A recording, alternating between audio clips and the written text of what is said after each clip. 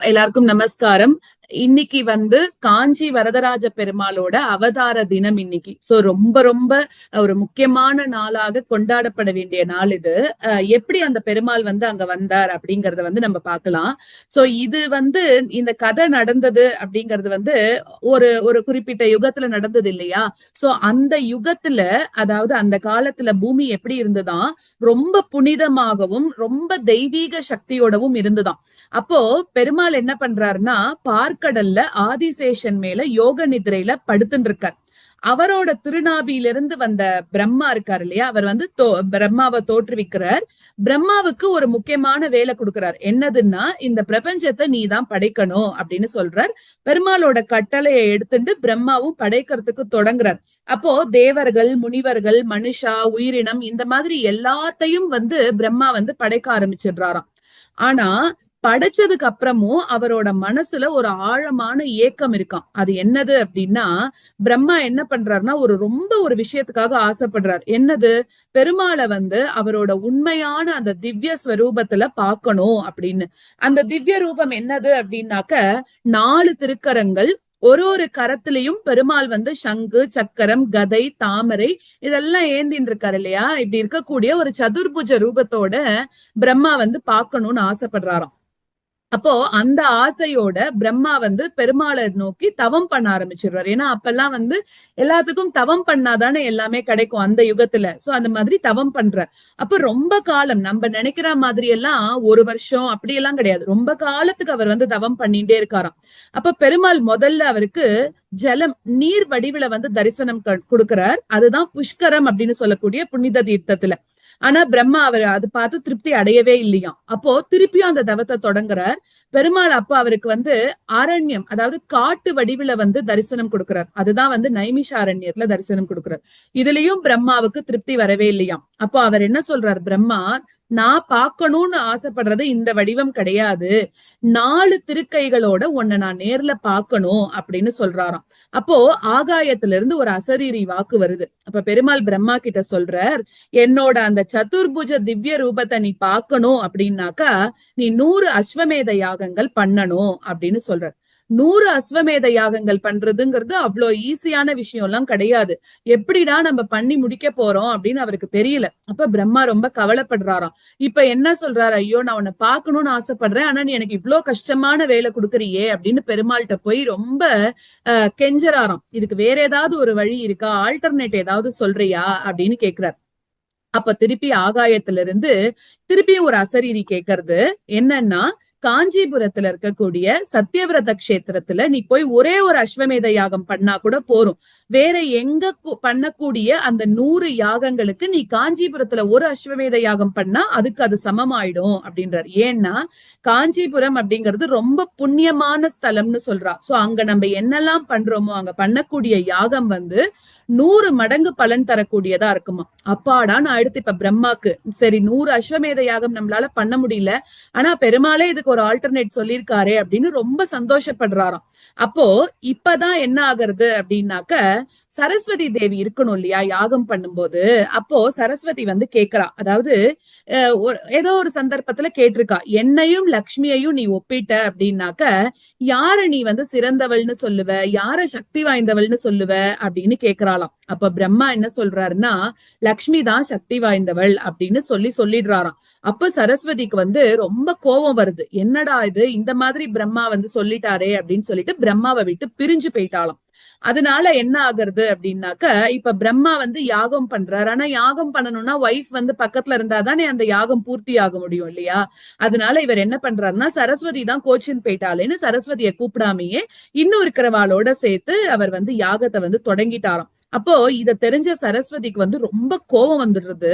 அப்போ மனைவி இல்லாம நீ யாகம் பண்றியா அப்படின்னு சொல்லிட்டு அவர் என்ன பண்றாருன்னா, யாகம் அப்படின்னாக்க ஹஸ்பண்ட் ஒய்ஃப் 2 பேரும் சேர்ந்து பண்ணணும். அதுதான், அதாவது தர்ம பத்தினின்னு சொல்றோம் இல்லையா, அவ இல்லாம யாகம் செய்யறது அர்த்தமற்றது அப்படின்னு விதியிலேயே சொல்லியிருக்கான். ஆனா பிரம்மா என்ன பண்ணிட்டாருன்னா, இப்படி நம்மள விட்டுட்டு பண்ணிட்டாரே, எனக்கு இது ரொம்ப பெரிய அவமானமா இருக்கே அப்படின்னு சொல்லி சரஸ்வதி தேவி இந்த யாகத்தை தடுக்கணும் அப்படின்னு நிறைய வழிகளை ஃபாலோ பண்றா. அப்ப என்ன பண்றா அப்படின்னா, முதல்ல அசுரர்களை, அதாவது அரக்கர்களை அனுப்பி அந்த யாகத்தை அழிச்சுடு அப்படின்னு சொல்றான். பெருமாள் என்ன பண்றாருன்னா அந்த அசுரர்கள் எல்லாத்தையும் வந்து ஜெயிச்சுட்டாராம். அப்ப யாகம் திருப்பி தொடர ஆரம்பிக்கிறது. திருப்பியும் விடல சரஸ்வதி. என்ன பண்றான்னா சாரபம், அதாவது என்னதுன்னா சாரபம்னாக்க ஒரு சிங்கமும் பறவையும் கலந்த ஒரு பெரிய பயங்கரமான ஒரு மிருகம், அத வந்து யாக குண்டத்தை நோக்கி அனுப்புறா. அப்போ பெருமாள் என்ன பண்றாருன்னா உடனே அஷ்டபுஜ ரூபம் 8 கையோட எடுத்துட்டு அந்த சாரபத்தை வந்து ஜெயிச்சுட்டாராம். சோ இதனாலதான் அந்த காஞ்சிபுரத்துல அஷ்டபுஜ பெருமாள் கோவில் இருக்கு அப்படின்னு சொல்றா. அதாவது அந்த பெருமாளோட வெற்றியின் நினைவாக இருக்கு அப்படிங்கிறா.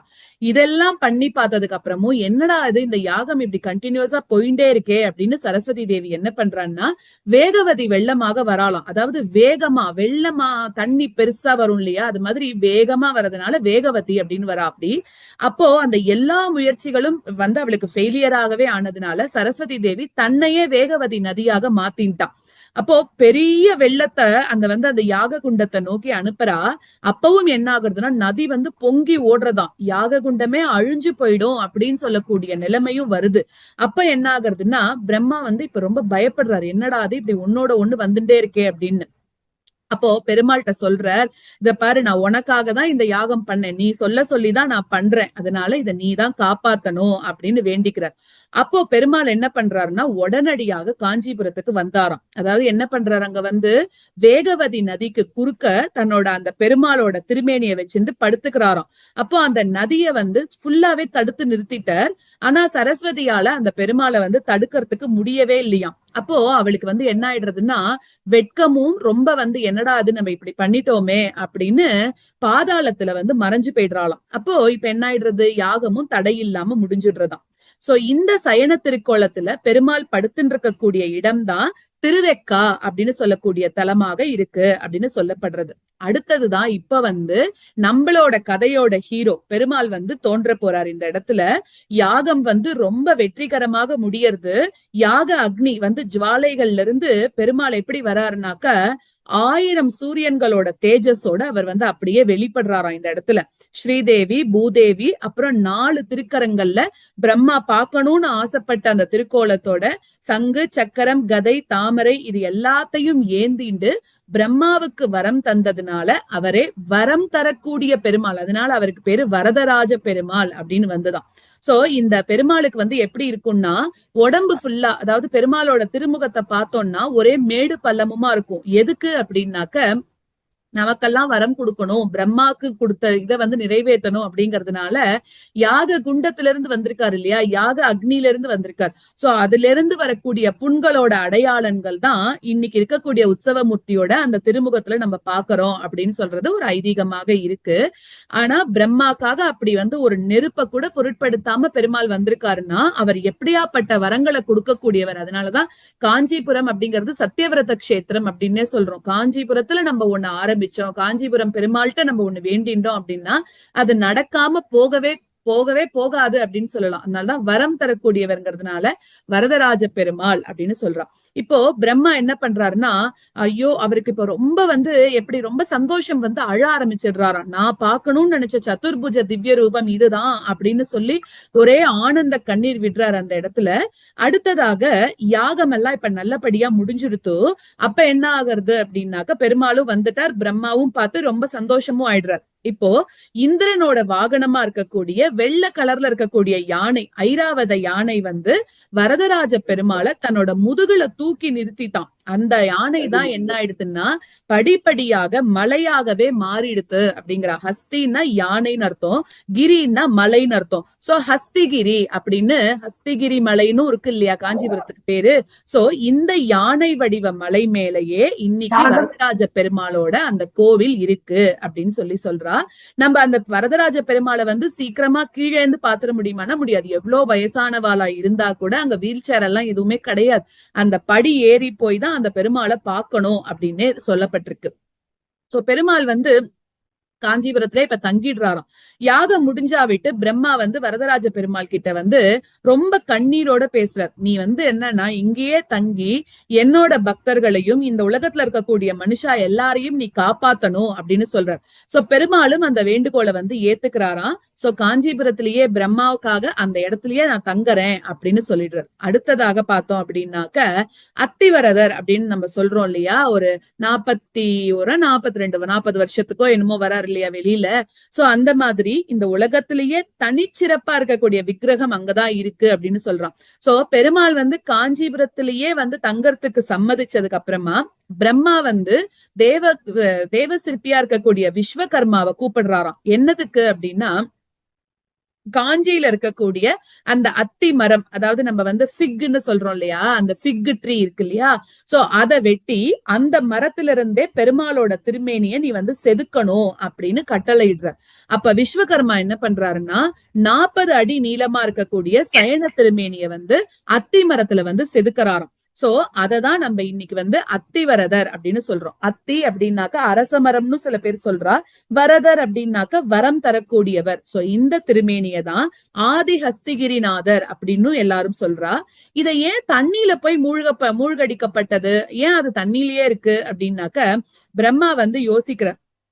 என்ன யோசிக்கிறாருன்னா, இப்படி நம்ம டெய்லி பூஜை பண்ணிட்டே இருந்தோம் அப்படின்னா மரத்தால ஆன திருமேனி இல்லையா, அது தேஞ்சு போயிடுமே. அதனால இந்த திவ்யமூர்த்தி இன்னைக்கு மட்டும் இருக்க கூடாது, இனிமே வரக்கூடிய ஜெனரேஷன், இந்த உலகம் அழியற வரைக்கும் இந்த திருமேனி இப்படியே இருக்கணும் அப்படின்னு நினைக்கிறார்.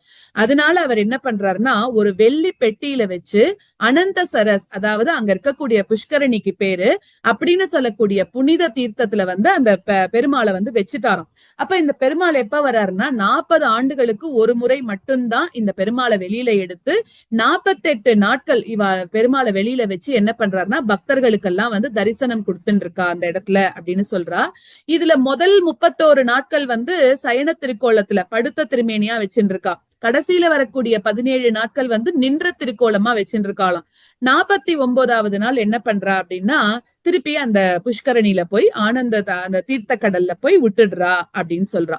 சோ 400 ஆண்டுகளுக்கு மேலாக இந்த விக்கிரகமானது தண்ணியிலேயே மூழ்கி இருந்தா கூட அந்த திருமேனியை நம்ம இன்னைக்கு எடுத்து பார்த்தா கூட எப்படி இருக்கும்னா நேத்து செதுக்கினா மாதிரி அப்படியே புத்தம் புதுசா இருக்கு அப்படின்னு சொல்லி எல்லாருமே நம்ம போய் பாக்குறோம் இல்லையா.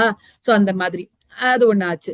அடுத்ததாக இப்ப வந்து அஸ்திகிரின்னா என்னன்னு தெரிஞ்சுட்டோம், அதே மாதிரி அந்த அத்தி வரதர்னா என்னன்னு தெரிஞ்சுட்டோம், பெருமாள் எப்படி வந்தாருன்னு தெரிஞ்சுட்டோம். அடுத்ததாக காஞ்சிபுரத்துக்கு போனா நம்ம முக்கியமா பார்க்க வேண்டியது என்னன்னா 2 பள்ளி இருக்கும் இல்லையா, அதாவது வந்து தங்க பள்ளி வெள்ளி பள்ளின்னு இருக்கும். அது எப்படி வந்தது அப்படின்னு பார்த்தோம்னாக்க பிருகுமுனிவரோட 2 மகன்கள் இருந்தாலும் அவர் வந்து கௌதம ரிஷி கிட்ட வந்து சிஷ்யரா இருந்திருக்கா. அவ என்ன பண்றான்னா டெய்லி குருவுக்கு வந்து பூஜை பண்ணி தண்ணி எல்லாம் கொண்டு வந்து அந்த குருவுக்கு என்னெல்லாம் பண்ணணுமோ அதெல்லாம் பண்றாளாம்.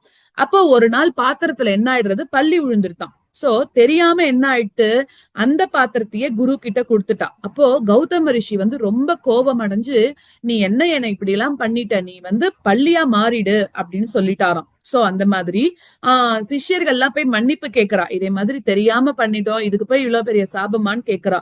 அப்போ அந்த குரு வந்து கடைசியில என்ன சொல்றாருன்னா, காஞ்சிபுரம் போய் வரதராஜ பெருமாளை நீங்க எல்லாம் சேவிங்கோ, அப்ப சேவிச்சீங்கன்னா உங்களோட சாபம் நீங்கும் அப்படின்னு சொல்றா.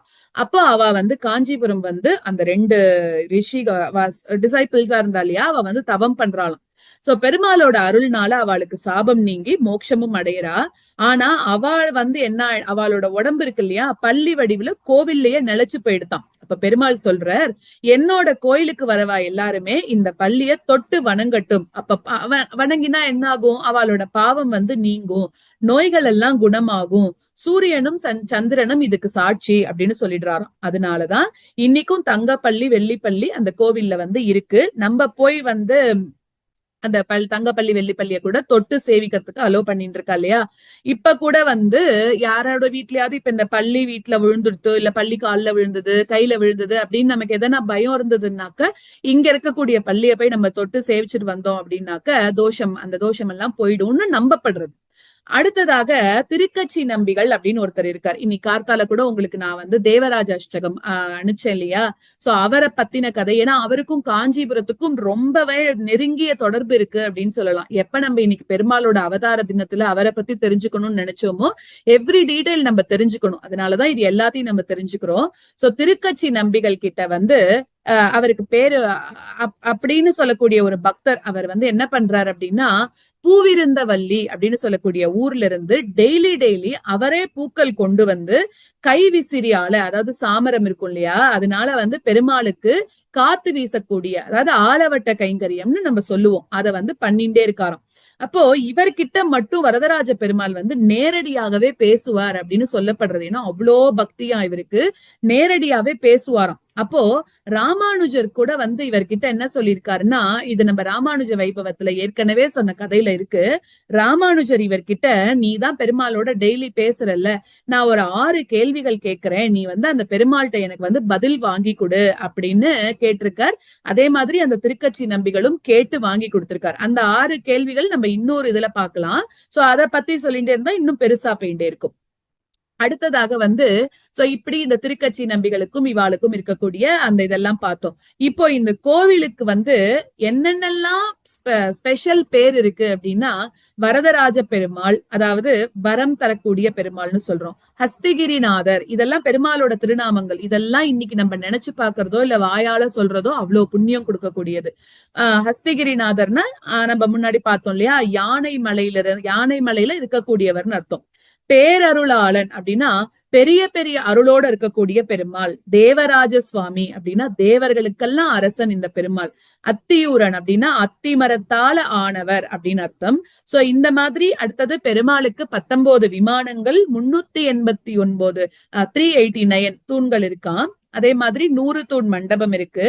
ஒரே ஒரு கல்லுல இருந்து செதுக்கப்பட்டது அப்படின்னு சொல்றான். அடுத்ததாக வந்து காஞ்சி அப்படின்னு சொல்லக்கூடிய அந்த பேர் எப்படி வந்தது அப்படின்னா, சமஸ்கிருதத்துல க அப்படின்ற ஒரு அக்ஷரம் வந்து பிரம்மாவை குறிக்கக்கூடியதாக இருக்காம். தமிழ்ல அஞ்சி அப்படின்னாக்க வணங்குறது அப்படின்னு அர்த்தம். சோ பிரம்மா க, வணங்கின அஞ்சி, அதுதான் காஞ்சிபுரம் அப்படின்னு சொல்றான். சோ காஞ்சி அப்படிங்கிறது வந்து மோட்சம் தரக்கூடிய சப்த பொறிகள்ல ஒன்று. மோட்சம், அதாவது நம்ம வந்து இது படிக்கிறோம், சுவாமி தேசிகனோட அந்த அது என்னது டக்கு ஞாபகம் வரலையே, அடைக்கலப்பத்து, அது படிச்சோம் அப்படின்னாக்க என்னென்னலாம் வந்து மோட்சம் தரக்கூடிய ஊர் அப்படின்னு இருக்கும். அதுல மெயினான ஊர் வந்து இந்த ஊர் காஞ்சிபுரம் அப்படின்னு சொல்றான். பஞ்சபூதங்கள் அப்படின்னு எடுத்துட்டோம்னா அதுல வரதராஜ பெருமாள் வந்து அக்னி தத்துவத்தை குறிச்சிருந்து இங்க இருக்கார் அப்படின்னு சொல்றா. ஏன்னா யாக அக்னியில இருந்து தோன்றினார் இல்லையா. சோ அதே மாதிரி இதுல வந்து 14 ஆழ்வார்கள் வந்து மங்களாசாசனம் பண்ணிருக்கா. அதாவது 14 இல்ல, சாரி, ஆழ்வார்கள் வந்து மங்களாசாசனம் பண்ணிருக்கா. யார் யாரு அப்படின்னாக்க பேயாழ்வார், திருமங்கை ஆழ்வார், அதுக்கப்புறம் வந்து பூதத்தாழ்வார், பேயாழ்வார், திருமங்கை ஆழ்வார். 14ன்னு நான் பை மிஸ்டேக் சொல்லிட்டேன்.